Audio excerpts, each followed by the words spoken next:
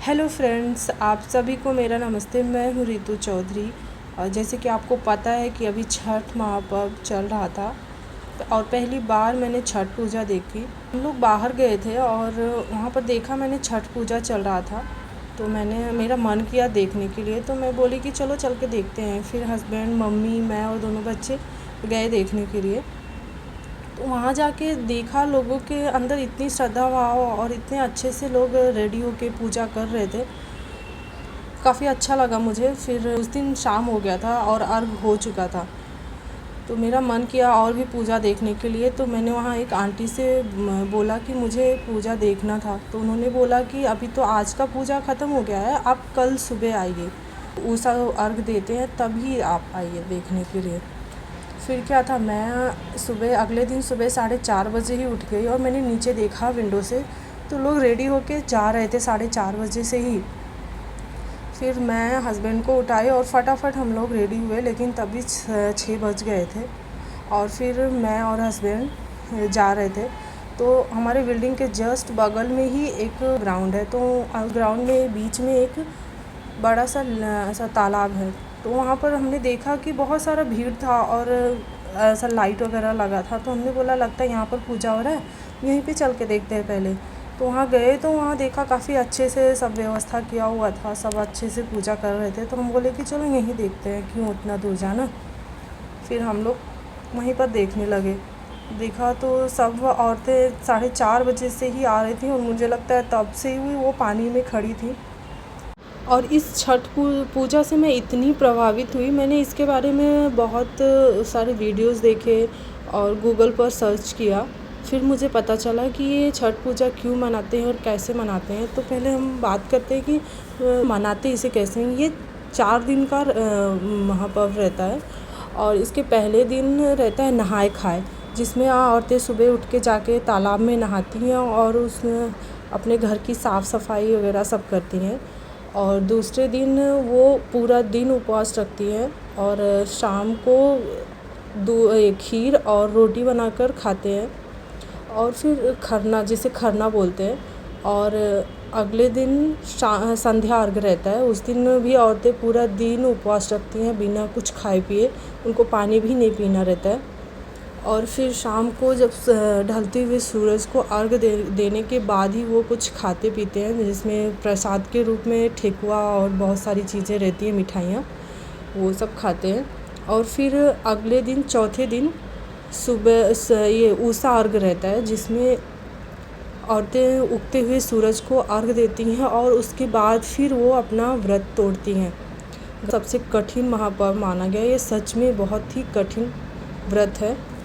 और ये शुरू क्यों हुआ, इसके शुरू होने के बहुत सारी कहानियाँ हैं जो रामायण से भी जुड़ी है, महाभारत से भी जुड़ी है। तो रामायण का क्या है, रामायण की जो स्टोरी है वो ये है कि जब राम जी रावण का वध करके वापस अयोध्या लौटे थे, तो कुछ ऋषि मुनि ने उन्हें रावण वध के पाप से मुक्त होने के लिए ये छठ पूजा करने के लिए बोला था। फिर उन्होंने ये पूजा किया था और ऐसा माना जाता है कि तब से ये व्रत किया जाता है। और महाभारत काल से ऐसा माना जाता है कि जो सूर्यपुत्र कर्ण थे वो घंटों रोज़ पानी में खड़े होकर सूर्य जी को अर्घ देते रहते थे। तो इसकी वजह से वो इतने बलवान थे और इतने अच्छे योद्धा थे। और ऐसा माना जाता है कि उन्होंने ही ये व्रत शुरू किया था। और एक दूसरा भी इसका स्टोरी, जो कि द्रौपदी ने जब पांडवों ने अपना पूरा राज्य हार गए थे, राजपाट, तो फिर द्रौपदी ने उसे वापस पाने के लिए ये व्रत किया था। और उसके बाद ये व्रत करने के बाद उन्हें उनका राजपाट सब मिल गया था, जो वो जुए में हार गए थे, सब कुछ मिल गया था। और ऐसा माना जाता है कि छठी मैया और सूर्यदेव का भाई बहन का रिश्ता है। और इसका एक और भी स्टोरी है। एक प्रियव्रत नामक राजा थे जिनके कोई पुत्र नहीं थे, और उनके जितने भी संतान होती थी वो मृत पैदा होती थी। तो उन्होंने बहुत सारे पूजा पाठ किए, बहुत कुछ किया। फिर एक और संतान उनको हुआ और वो मृत पैदा हुआ।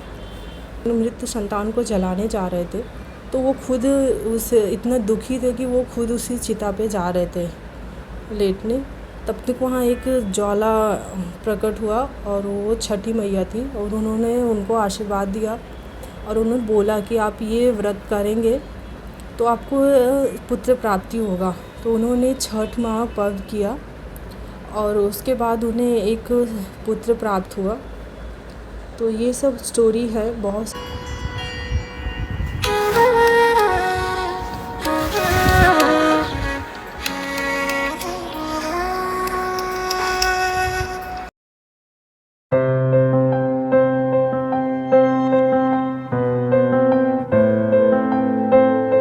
इसका एक वैज्ञानिक रीज़न भी है कि इस दिन एक खगोलीय घटना होती है जिसकी वजह से सूर्य की परावैंगनिक किरणें धरती पर बहुत ज़्यादा पड़ती हैं और जो कि जीवों के लिए बहुत लाभकारी होती है।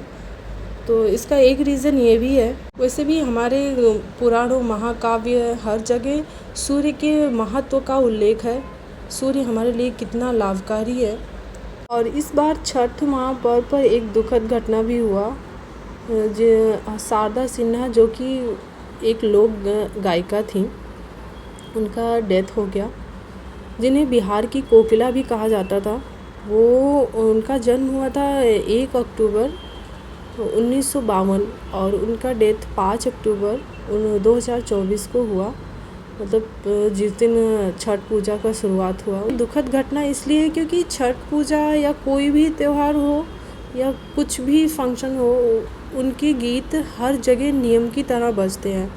छठ पूजा में चारों तरफ उन्हीं के ही गीत बजते हैं और सच में उनके गीत इतने अच्छे होते हैं कि सुनने के बाद आप एकदम भाव विभोर हो जाते हो। ऐसा लगता है, मतलब कभी कभी तो ऐसा आंसू भी आ जाता है। वो इतनी अच्छी गायिका थी। हम आपके हैं और हम आपके हैं कौन मूवी में बाबुल सॉन्ग जो था वो इनका ही गाया हुआ है, जो आज हर एक शादी में बजता ही बजता है। मतलब उनकी गीत ना कोई भी फंक्शन हो, चाहे वो जन्म हो या मृत्यु हो या और भी कुछ फंक्शन हो या शादी विवाह हो, हर जगह उनके गीत बजते ही बजते हैं। उनके गीत के बिना मतलब वो फंक्शन अधूरा ही लगता है।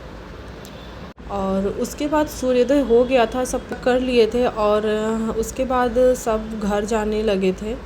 फिर हमने भी प्रसाद लिया।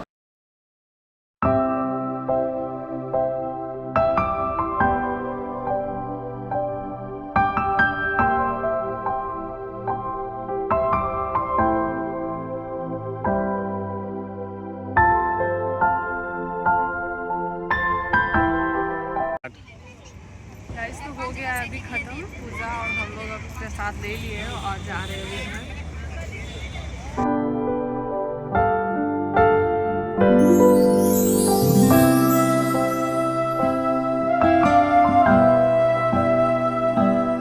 सामने ही हमारी बिल्डिंग है। अभी जा रहे हैं घर और आज मुझे पता चला कि क्यों इसे महापर्व कहा गया, क्योंकि मुझे लगता है ये सबसे कठिन व्रत है, सबसे बड़ा महापर्व इसे माना जाता है। और मुझे तो यहाँ कोई किसी को जानता नहीं, लेकिन फिर भी एकजुट होकर इतने अच्छे से करते हैं कि आने के बाद एकदम मन खुश हो गया। मिलते हैं आपसे नेक्स्ट वीडियो में, तब तक के लिए बाय बाय।